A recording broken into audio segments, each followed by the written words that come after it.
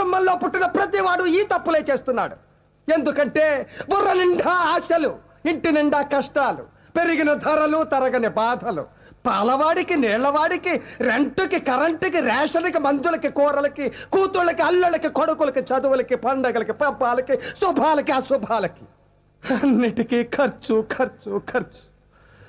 తెల్లవారితే సమస్య, నోరు విప్పితే డబ్బు, అడుగు వేస్తే అప్పు. అన్నిటికీ సాకు 1వ తారీఖు. అది సర్వరోగ నివారిణి. 1వ తారీఖు అని 30 రోజులు ఎదురు చూస్తాను సార్. చివరికి అది ఇలా వచ్చి అలా వెళ్ళిపోతుంది. వరద బాధితులను ఆదుకోవడానికి హెలికాప్టర్ వచ్చి వెళ్ళిపోయినట్టు.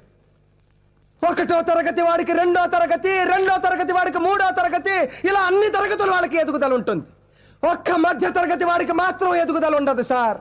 ఒక్కడు రెక్కలు ముక్కలు చేసుకుని సంపాదిస్తుంటే 10 మంది అడ్డగాడిలా కూర్చుని తినే దౌర్భాగ్య సాంప్రదాయం మారినంత వరకు మా మధ్య తరగతి కుటుంబాల కథ ఇంత.